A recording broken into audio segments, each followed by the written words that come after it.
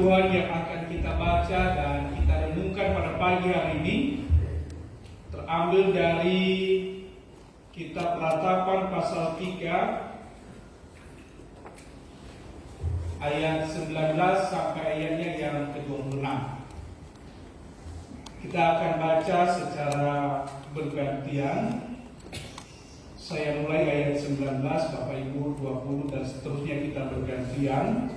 Nanti di ayat 26 kita akan baca bersama-sama.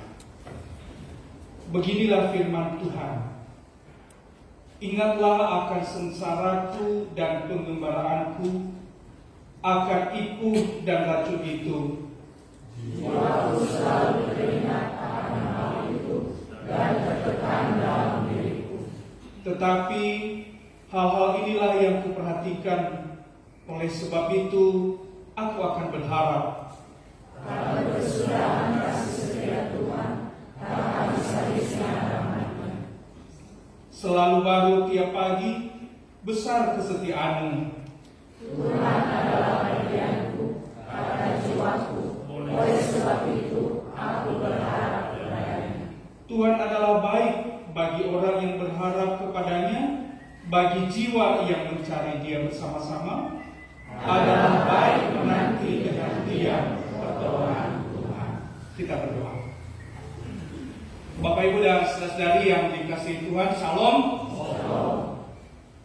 Tema ibadah kita dan renungan kita pada minggu ini adalah tak berkesudahan kasih setia Tuhan.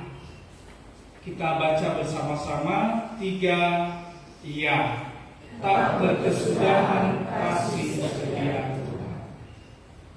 Bapak Ibu dan saudari yang dikasihi Tuhan, kata tak berkesudahan ini sama maknanya dengan yang disampaikan oleh pemazmur di dalam Mazmur 136 yang berkata bahwa kasih setia Tuhan itu untuk selama-lamanya. Tak berkesudahan berarti kasih Tuhan itu selama-lamanya. Dan itu diulang sebanyak 26 kali di dalam pasal 136 Mazmur. Itu diulang dengan kalimat yang sama, bahwa kasih setia Tuhan itu untuk selama-lamanya. Dia abadi, kekal, dari dulu, sekarang, dan yang akan datang. Ini tentu oleh karena pemazmur dan juga Yeremia penulis ratapan ini sungguh-sungguh telah merasakan bahwa Tuhan itu sungguh hadir dalam hidup mereka, baik di masa yang lampau maupun masa kini mereka, dan mereka imani kasih setia Tuhan itu akan terus menyertai hidup mereka di hari-hari yang akan datang, yang bahkan masih belum mereka jalani. Pertanyaannya adalah, kasih Tuhan yang tak berkesudahan ini ditujukan kepada siapa?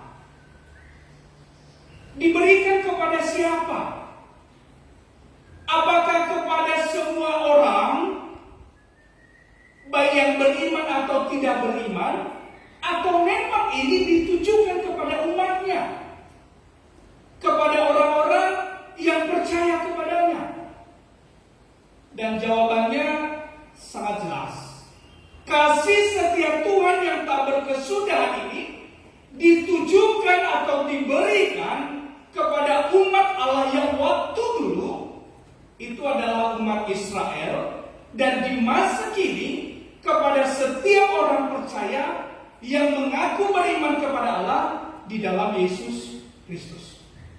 Sehingga baik mereka pada zaman lampau maupun kita yang hadir pada saat ini, sesungguhnya kasih setia Tuhan itu ditujukan kepada kita.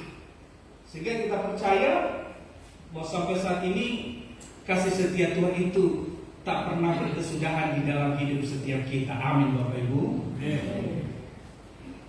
Pertanyaan yang berikutnya adalah, ketika kita sudah beriman dan kita sudah tahu bahwa orang beriman itu mendapatkan kasih setia Tuhan yang tak berkesudahan.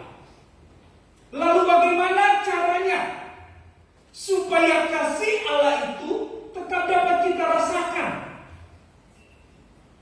Bukankah ada juga orang beriman lalu berkata, wah hidupku susah sekali ya, saya kok seperti tidak merasakan kasih Tuhan.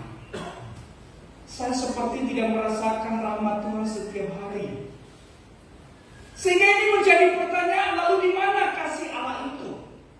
Atau mengapa hidupku seperti jauh dari kasih Allah itu? Di dalam firman Tuhan yang baru saja kita baca ini ada beberapa jawaban yang dapat kita ambil hikmahnya bagi kita dan dapat kita teladani. Bagaimana supaya kasih Allah yang tak berkesudahan itu benar-benar nyata di dalam kehidupan kita? Yang pertama adalah kita sebagai orang beriman harus menjadi orang beriman yang tetap setia kepada Tuhan meskipun dihantam oleh berbagai penderitaan terus-menerus.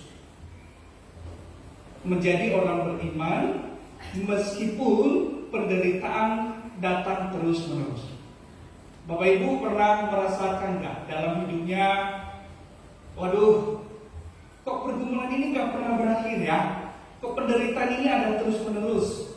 Masalah yang satu belum selesai, sudah datang masalah yang lain. Baru aja masalah yang satu selesai, masalah yang lain sudah datang. Sehingga masalah-masalah seperti ini seringkali membuat kita jadi lemah. Lalu merasa, aduh, jangan-jangan Tuhan tidak lagi sayang kepada aku. Saya pernah menemui dua keluarga yang berbeda yang mengalami pergumulan luar biasa. Pertama, sebuah keluarga sekitar 1 tahun yang lalu. Oleh karena pergumulan yang berat di dalam keluarga mereka, dua-duanya suami istri mulai meragukan Tuhan.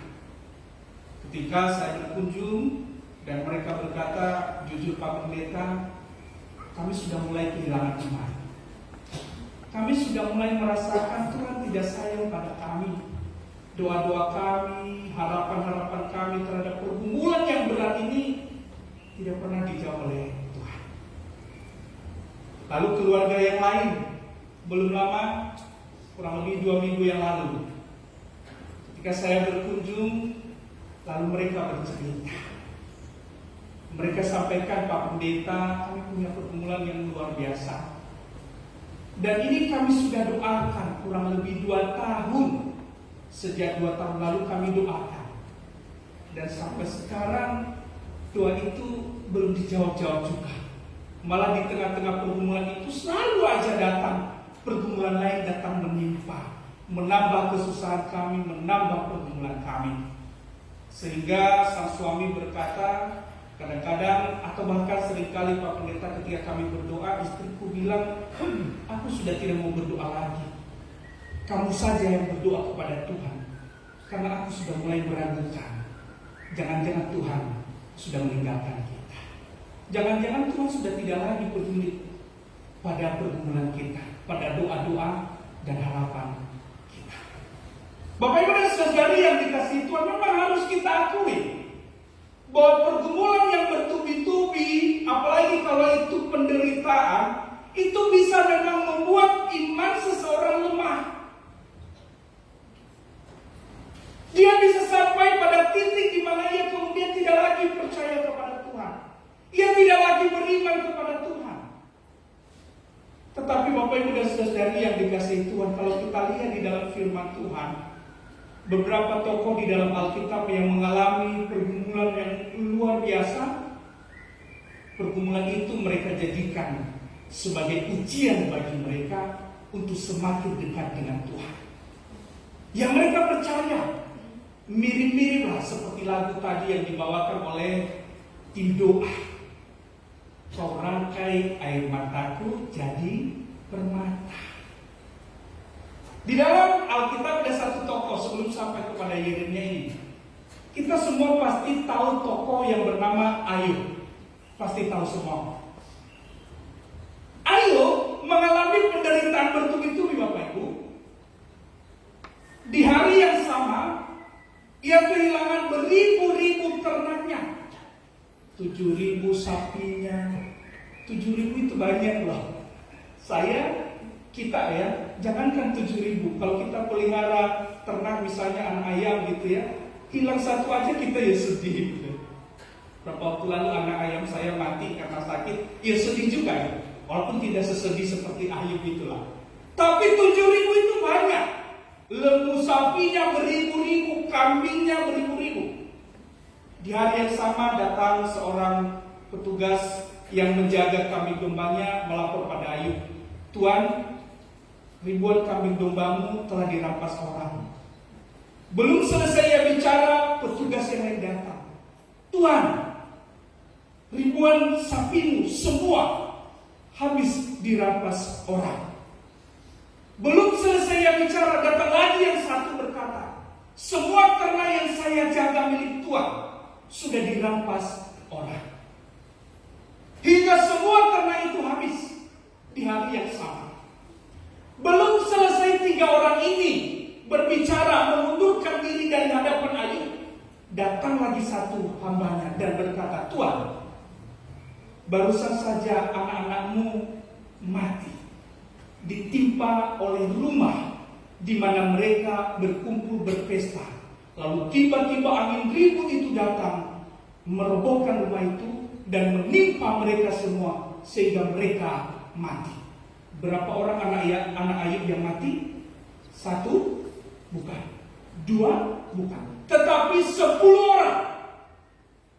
7 laki-laki, 3 perempuan. Dan itu semua mati di hari yang sama. Belum selesai kesedihannya Ayub soal kehilangan ternaknya yang beribu-ribu itu. Tiba-tiba ada lagi kabar anaknya mati. Tetapi apakah penderitaan itu, pergumulan itu, cobaan, ujian yang menimpa Ayub itu kemudian ia menjadi kehilangan iman? Tidak. Ia berkata, Tuhan yang memberi, Tuhan yang mengambil, terpujilah nama Tuhan. Ia tetap setia pada imannya. Hingga pada akhirnya oleh karena kesetiaannya pada imannya, ia benar-benar merasakan kasih Allah itu.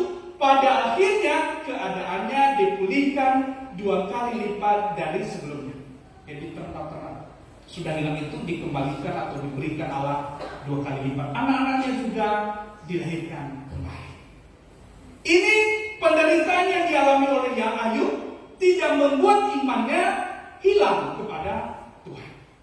Dan kepada Yeremia yang kita baca hari ini, mungkin kita berpikir ya Yeremia bisa saja berkata tak berkesudahan kasih setia Tuhan. Ya jangan-jangan hidup Yeremia yang berkelimpahan. Jangan-jangan hidupnya enak-enak saja. Tidak ada yang pahit-pahit. Tidak ada masalah. Wajar dong kalau dia berkata tak berkesudahan kasih setia Tuhan. Rahmatnya selalu baru setiap pagi atau setiap hari. Jangan-jangan hidupnya berkelimpahan. Enak-enak saja tak ada pergumulan. Oh ternyata Bapak Ibu tidak. Justru Yeremia menyampaikan ini pada saat di mana pergumulan dan penderitaan itu datang bertubi-tubi menghantam hidupnya. Itu kemudian ia rangkum di dalam ayat 19 dan ayat 20. Bisa dinaikkan kembali, kita baca. Ayat 19 dan ayat 20 bisa ditampilkan.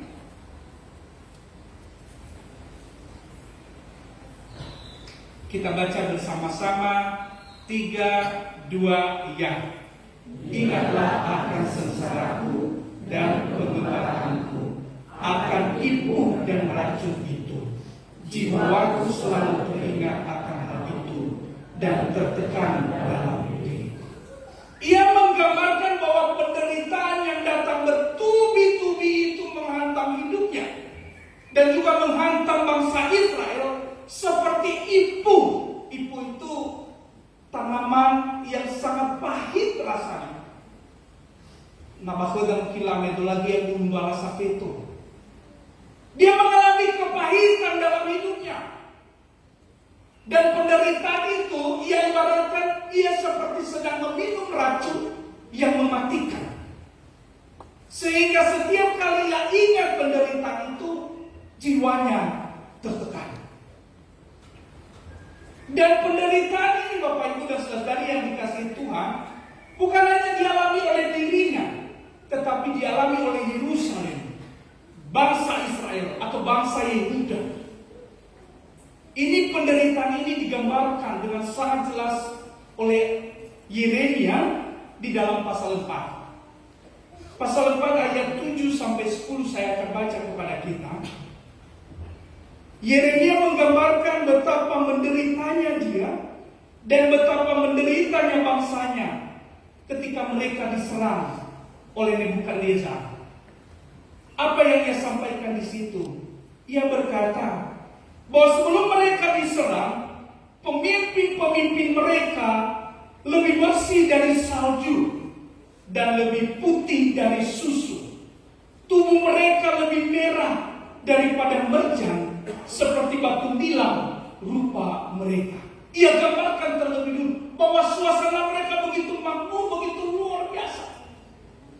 Tubuh mereka begitu subur. Lalu setelah datang serbuan itu, ia katakan di ayat 8, 9 dan 10. Sekarang rupa mereka lebih hitam daripada jelaga. Jelaga itu deburan asap yang hitam. Namanya babantu kanevo menekret babantu sendiri. Nah rara zimboda obulu itu nih yang ait. Bana itu dah pagule bagang ngomong saya bahwa itu ait. Itu hitam pekat. Dan ia mengatakan bahwa sekarang rupa mereka yang tadinya putih, lebih putih dari salju bagaikan susu, oleh karena penderitaan itu mereka sekarang lebih hitam daripada jelaga. Mereka bahkan tidak dikenal di jalan-jalan. Kulit mereka berkerut pada tulang-tulangnya, mengering seperti kayu. Bahkan lebih bahagia mereka yang gugur karena pedang daripada mereka yang tewas karena lapar, yang merana dan mati sebab tak ada hasil ladang. Dengan tangan sendiri wanita yang lemah lembut memasak kanak-kanak mereka untuk makanan mereka tatkala runtuh putri bangsa. Ini penderitaan yang luar biasa, bertubi-tubi menghantam mereka. Dilanjutkan lagi di dalam pasal 5 ayat 9 sampai 13. Ia mengatakan, penderitaan itu membuat mereka seperti sedang berada dalam bahaya maut karena serangan pedang di padang gurun. Ketika kami harus mengambil makanan kami diserang dan banyak yang mati. Kulit kami membara laksana perapian karena nyerinya kelaparan. Mereka memperkosa wanita-wanita di Sion dan gadis-gadis di kota-kota Yehuda. Pemimpin-pemimpin digantung oleh tangan mereka. Para tua-tua tidak dihormati. Pemuda-pemuda harus memikul batu kilangan. Anak-anak terjatuh karena beratnya pikulan kayu. Penderitaan mereka sungguh sempurna. Ia kelaparan datang, kerja paksa anak-anak, bahkan dipaksa bekerja ketika mereka dibuang ke Babel dan sebagian diungsikan ke Mesir. Mereka datang sebagai budak, sebagai orang asing. Putri-putri mereka diperkosa, penderitaan yang luar biasa. Dan ini disaksikan oleh Nabi Yeremia. Dan Yeremia sendiri pun secara pribadi, ketika ia memberitahukan akan datang penderitaan kepada bangsa Israel, ia justru ditangkap, ditolak, dimasukkan ke dalam sumur yang tak ada airnya. Lalu dia kemudian diangkat kembali, lalu diikat di pelataran istana raja dan menjadi bahan ejekan dan olok-olokan. Bayangkan Bapak Ibu, Yeremia itu seorang nabi Allah, utusan Allah. Oleh karena ia memberitahukan bahwa akan datang penderitaan, akan datang serangan, lalu ia ditangkap, diletakkan di depan pelataran istana supaya dilihat semua orang. Lalu apa yang terjadi? ia diejek, ia diolok-olok, ia dihina. Ini penderitaan. Tetapi Nabi Yeremia tetap setia dan beriman kepada Tuhan. Karena ia percaya bahwa penderitaan ini akan ada masa berakhirnya. Tidak untuk selama-lamanya Tuhan membiarkan orang tetap dalam pergumulan, tetap dalam penderitaan. Tuhan akan mengangkat mereka pada waktunya. Dan apa yang terjadi Bapak Ibu? Ketika Nebukadnezar itu menyerang Yerusalem, para pemimpin tadi menderita luar biasa. Anak-anak para pemimpin dihancurkan sedemikian rupa.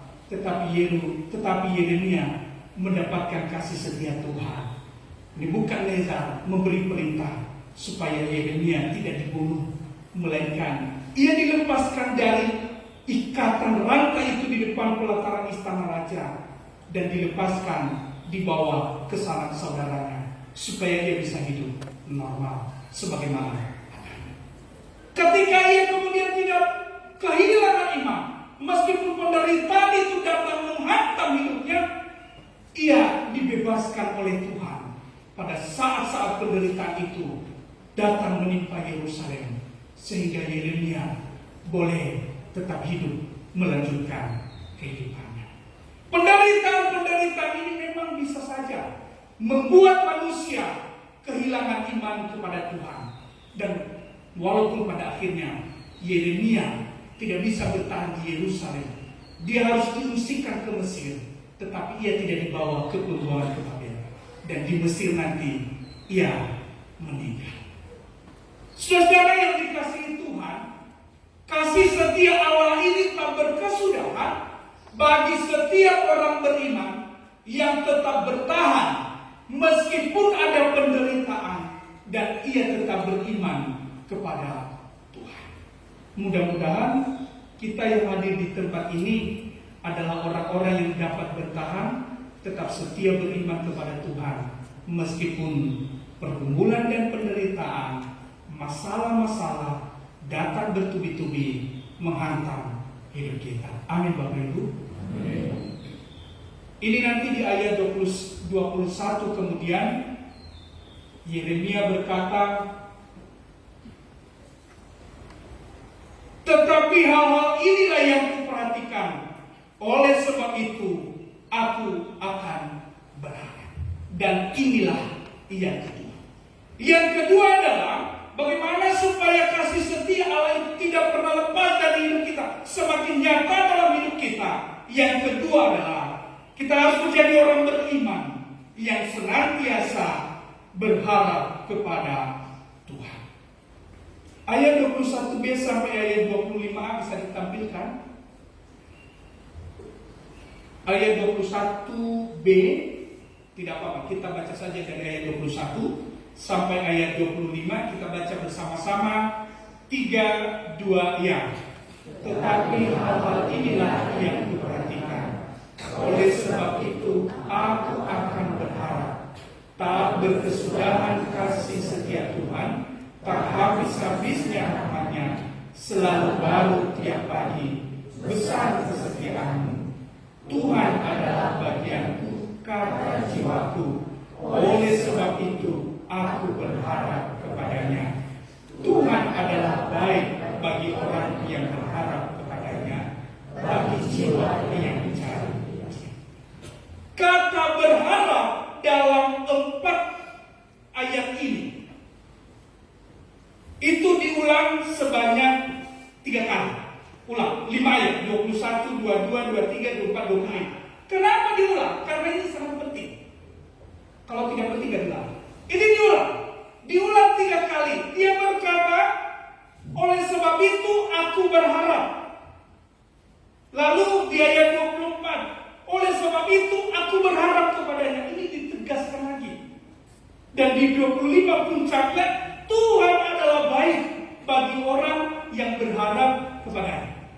Nabi Yeremia sudah membuktikan ini, yang berharap kepada Tuhan sehingga ia dibebaskan dari kumas. Meskipun ia tetap menderita, dia waktu dipukuli, dihina, dipermalukan, tetapi ia berharap Tuhan menyelamatkan jiwanya dan itu terjadi padanya. kasih setia Tuhan akan nyata bagi setiap orang yang senantiasa berharap kepada Tuhan. Dan kasih setia Tuhan itu tak berkesudahan. Ada orang berkata, ya dalam penderitaan Pak, kami sulit melihat kasih setia Tuhan yang tak berkesudahan. Emang nanti sih baru tahu di akhir penderitaan itu, lalu berkata, oh itu maksudnya Tuhan, supaya saya lebih dekat kepadanya. Baru sadarnya di akhir. Tapi di masa-masa sedang menderita, susah sekali Pak. Kenapa susah? Ya karena dia menempatkan penderitaan itu lebih besar dari yang seharusnya. Dia melihat penderitaan itu lebih besar dari yang seharusnya. Sehingga akibatnya apa ya? Masalah itu menutupi semua pandangannya, menutupi semua pengharapannya. Ini persis seperti ketika bangsa Israel berperang dengan orang Filistin. Lalu Goliat datang, yang badannya besar. Para tentara Israel itu melihat Goliat itu lebih besar dari yang seharusnya. Goliat memang tinggi besar, lebih tinggi dari mereka. Tapi mereka menempatkan seorang pribadi itu lebih besar dari jumlah mereka yang beratus-ratus beribu-ribu tentara itu. Sehingga apa? Yang terjadi ya ketakutan. Kenapa? Mereka menempatkan Goliat lebih besar dari yang seharusnya. Goliat dia 3 meter, punya pengalaman.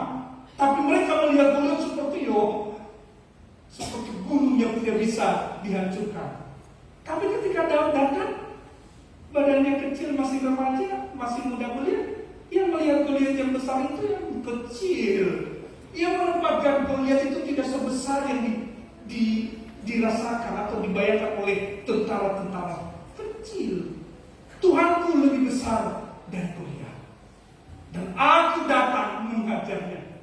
Dia datang dengan pedangnya, dengan tubuh besarnya, tapi aku datang bersama dengan Tuhanku dan aku pasti mengalahkannya. Dan apa yang terjadi? Ya Goliat kalah.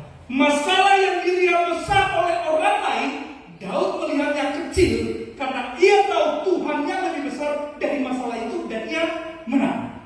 Nah ini sebenarnya kenapa kadang-kadang baru kita tanya nanti di akhir harusnya di saat proses itu pun kita bisa melihat bahwa di saat kita sedang menderita, sedang bergumul, Tuhan itu ya ada.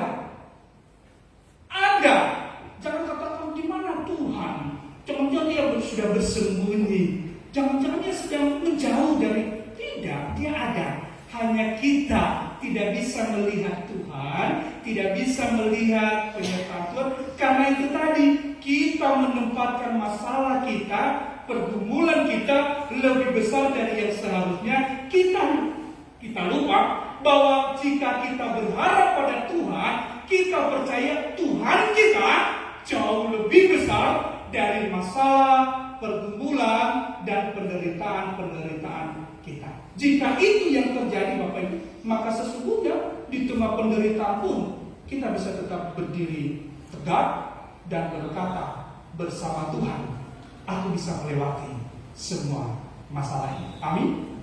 Ya, bersama Tuhan kita mampu melewati semua sakit penyakit, semua pergumulan, semua penderitaan. Bersama Tuhan aku sanggup melewati semuanya. Kenapa? Kita senantiasa memiliki pengharapan kepada Tuhan. Dan itu pengharapan itu disampaikan oleh Yesus. Itu tak berkesudahan Bapak Ibu. Dulu, sekarang, dan yang akan datang. Kasih setia Tuhan itu tak berkesudahan. Rahmatnya selalu baru tiap pagi. Kata rahmat itu sama dengan berkat. Jadi berkat-berkat itu datang selalu baru tiap hari. Ya, ketika kita bangun diberikan kekuatan yang baru. Amin. Itu berkat juga. Ketika kita bangun kita diberi semangat yang baru. Kita diberikan sukacita yang baru. Mudah-mudahan ketika bangun tidak ada yang kemudian nangis-nangis ya. Karena masalah yang hari lalu masih dipikirkan di pagi hari yang baru. Artinya ketika datang pagi yang baru, kita sambut berkat-berkat Tuhan dengan suasana hati yang baru, gembira, sukacita, karena kita yakin masalah yang akan datang hari ini sanggup kuhadapi, ada Tuhan bersama. Ini adalah kuncinya. Bagaimana supaya kasih Allah itu tetap dapat kita rasakan. Yang ketiga, Bagaimana supaya kasih Allah yang tak berkesudahan itu tetap dapat kita rasakan dan nyata di dalam hidup kita, yaitu jadilah orang beriman yang senantiasa mencari dan menemui Tuhan. Itu tadi di dalam ayat 25. Tuhan itu baik bagi orang yang berharap kepadanya. Dilanjutkan, bagi jiwa yang mencari Dia. Nah, ini kadang-kadang salahnya kita. Salahnya kita udah benar berharap. Oke, dalam penderitaan kita tidak kehilangan iman. Lalu kita tetap berharap. Tapi kemudian kita lupa bahwa kita juga harus senantiasa mencari Tuhan dan menemui Dia. Apa itu mencari Tuhan dan menemui Dia? Yang ini yang kita lakukan hari ini. Kita mau datang bersama, bersekutu kepada Tuhan, memuji Dia lewat puji-pujian, lewat doa-doa kita. Kita mau mencari Tuhan, mencari apa yang dikehendaki Tuhan, supaya dapat kita lakukan dan dapat kita praktikkan dalam hidup kita. Kebanyakan orang berharap pada Tuhan, supaya Tuhan memberikan semua jawaban-jawaban atas doa-doanya. Tapi ia tidak mau datang bersekutu pada Tuhan. Ia berdoa, minta supaya Tuhan mengabulkan doa-doanya. Tapi disuruh datang ke gereja, tidak mau. Dia tidak mau mencari Tuhan, disuruh membaca firman Tuhan, tidak mau. Jadi mana kau bisa mencari Tuhan kalau bukan di dalam persekutuan-persekutuan, di dalam doa-doa, dan di dalam membaca firman Tuhan. Kita harus mencari Tuhan, kita harus menemui Dia. Bayangkan Bapak Ibu, kalau ada dua orang sepasang muda-mudi yang saling jatuh cinta gitu ya. Yang satu selalu menyediakan diri untuk mencari dan menemui, tetapi yang satu selalu menghindar untuk ditemui. Anak muda ini kalau model pacaran begitu, yang satu selalu bersedia mau menemui, ya, tapi yang satu tidak mau menemui, tidak mau mencari, gitu ya.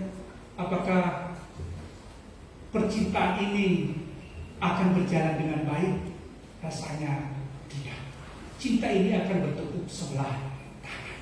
Kalau ibarat itu cinta kasih Tuhan kepada kita, tidak boleh hanya bertepuk sebelah tangan. Tuhan selalu bersedia menyediakan diri, dicari dan ditemui. Dia akan mencari kita. Dia mencari kita. Kalau kita ingat kisah anak domba yang hilang itu, siapa yang berinisiatif mencari? Ya Tuhan. Dia mencari kita. Dia berusaha menemui kita. Tapi kalau kita terus menghindar, tidak mau ditemui oleh Tuhan, ya kasih Tuhan ini juga lama-lama redup di dalam hidup kita. Ya kita semakin lama semakin tidak lagi merasakan kasih Tuhan. Karena apa? Lama-lama kita semakin jauh dari. Yang bagus adalah bahwa cinta kasih Tuhan itu kita sambut juga dengan inisiatif. Ada rasa cinta kasih kita kepada Tuhan, meskipun tidak akan pernah sebanding. Kita tidak akan pernah menyamai betapa Tuhan mengasihi kita, tetapi kita selalu berusaha. Tuhan, kami selalu berusaha hendak senantiasa mencintai Tuhan, mengasihi Tuhan. Ini akan menjadikan kasih Tuhan itu yang tak berkesudahan semakin nyata di dalam kehidupan kita. Mudah-mudahan kita ini, anak-anak muda dan Bapak Ibu di tempat ini, orang-orang yang senantiasa berinisiatif mencari dan menemui Tuhan. Amin. Terakhir, 4. Di dalam ayat 26. Bagaimana supaya kasih Tuhan itu tetap nyata dalam hidup kita? Adalah kita harus menjadi orang beriman yang senantiasa bersabar menanti pertolongan Tuhan. Kita ini kadang-kadang tak bersabar. Maunya ya seperti tadi, kisah ibu tadi, sudah 2 tahun dia berdoa supaya pergumulan ini selesai. Maunya ketika doa itu dinaikkan, saat itu juga dijawab. Kita tidak bersabar menanti jawaban Tuhan. Kita kadang-kadang tidak bersabar menanti pertolongan Tuhan, sehingga kita buru-buru sampai pada kesimpulan, Tuhan tidak lagi sayang kepada aku. Tuhan sedang sembunyi, Tuhan sedang tidak ada. Padahal Tuhan itu yang ada. Tuhan ada. Yang dibutuhkan adalah kita hanya bersabar menanti dengan Dia. Diam bukan berarti tidak melakukan apa-apa, tetapi menanti dengan diam itu berarti berdiamlah untuk menyalahkan siapapun. Berdiamlah untuk menyalahkan Tuhan.